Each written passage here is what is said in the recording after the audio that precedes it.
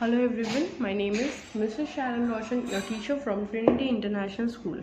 So today we'll be learning chapter 12, ups and downs. Ups and downs. Ups and downs यानी कि ऊपर या नीचे. Winning and losing. Her game में हम ups and downs होता ही है. कोई जीतता है तो कोई हारता है. Right? In your life there will be times when you succeed and other times when you do not. कई बार आपके लाइफ में भी ऐसा हुआ होगा कि आपको सक्सेस मिला और कई बार ऐसा भी हुआ रहेगा कि सक्सेस नहीं मिला. Right? Do not do so well. How do you react in your wins and losses? How do you react when you in your wins and losses? मतलब आप कैसे रिएक्ट करते हो जब आप जीत जाते हो या हार जाते हो, तो आप कैसे react? Try hard at what ever you do. जब भी आप कुछ कर रहे हो तो बहुत लगन से और बहुत मेहनत से किया करो. But remember that every one can not win. लेकिन ये याद रखना कि सब लोग नहीं जीत सकते. कोई हारेगा, कोई जीतेगा. Be a good sport and accept your win and losses graciously.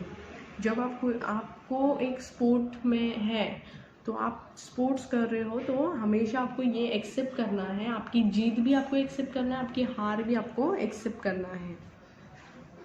Graciously यानी कि kindly and in a countless manner. ठीक है. In talking about his invention of a light bulb, Thomas Alva Edison the famous scientist had said, I have not failed. I have just found 10,000 ways that do not work to make a light bulb. अभी Thomas Alva Edison ने अगर bulb आज बनाया नहीं होता, वो कितने बार fail हुए, लेकिन अगर नहीं बनाया होता तो आज हमको लाइट मालूम ही नहीं होता क्या होता है. लेकिन हम जो उनके बातों को बोलते कि वो इतने बार फेल होने के बावजूद फिर मैं उन्हें बनाया, लेकिन वो चीज़ वो खुद नहीं एक्सेप्ट करते. वो बोलते हैं कि मैं फेल नहीं हुआ, मुझे 10,000 रीजन्स और एक्सक्यूज़ मिले कि इससे बल्ब क्यों नहीं बनता. I have just found 10,000 ways that do not work to make a light bulb. मतलब वो इतने 10,000 तरीके हैं जो काम नहीं करते हैं बल्ब बनाने के लिए. मैंने वो जाना है, मैं फेल नहीं हुआ. Right? So life is competitive.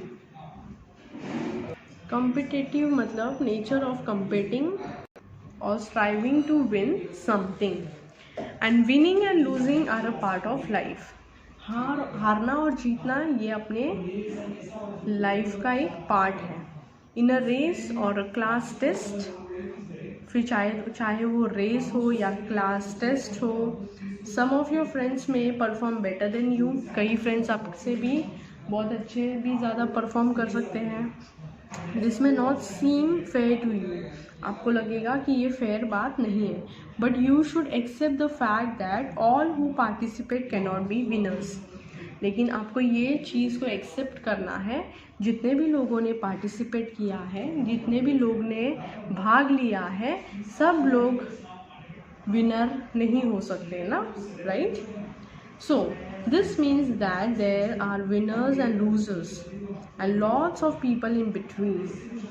इसका मतलब होता है कि हमेशा उधर हारने वाला और जीतने वाला हमेशा होते हैं और बहुत सारे लोग होते हैं बीच में. You can be a good winner or a graceful loser, whether you are competing against others or against yourself. ठीक है? Be a good winner. We'll talk about be a good winner. When you win, do not show off. जब आप जीत जाते हो तो show off करने की ज़रूरत नहीं है. ठीक है? No one likes people who put others down to make themselves look good. किसी को भी नहीं अच्छा लगता है कि जब लोग अपने आप को ऊपर रखते हुए और दूसरों को नीचे दिखाते हैं अपने आप को अच्छा दिखाने के लिए. No one likes someone who talks all the credit for the efforts of a team. किसी को भी नहीं अच्छा लगता है जो खुद के बारे में सिर्फ बात करता है, जबकि वो क्रेडिट पूरे टीम का होता है लेकिन खुद पे लेके बात करता है. To be a good winner you should be modest. Modest यानी कि unassuming in estimating one's ability. You should say thank you to compliments. जब आपके कॉम्प्लीमेंट्स मिलते हैं आपको थैंक यू कहना है। Humbly accept the efforts of those who help you, आपको हम्बली सारे एफर्ट्स को एक्सपेक्ट करना है और जिन्होंने आपको हेल्प किया उन्हें आपको थैंक यू कहना है। Keep trying to improve your skill, हमेशा अपने आप को बेहतर बनाने की कोशिश में रहने का। Aim for next step up in whatever you are doing. Be an even better loser. Be an even better loser, यानी कि it is disappointing to lose, especially if it was a close run result. But you win some, you lose some. When you lose, remember the following: accept defeat graciously.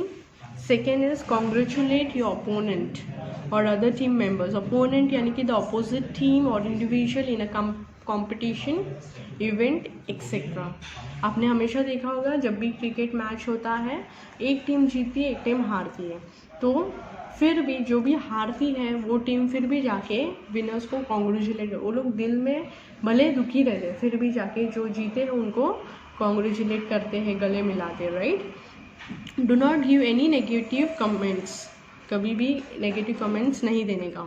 Do not give excuse to justify the defeat, आप अगर हार जाते हो तो उसे justify करना नहीं चाहिए आपको। You should not justify, prove to be right, मतलब हाँ मैं इसके वजह से हारा वरना तो मैं जीत जाता। आप ये क्या कर रहे हो, जस्टिफाई कर रहे हो, डिफीट कर रहे हो। आप हार गए तो हार गए, हार को भी एक्सेप्ट करना आना चाहिए। कई बार कुछ लोग होते हैं कॉम्पिटिशन्स में आ तो जाते हैं लेकिन हारने के वजह से उसको वो लोग क्या देते हैं, जस्टिफाई करते हैं। They start to justify, they start to prove be right. Be a good sport and give yourself the challenge to perform well the next time.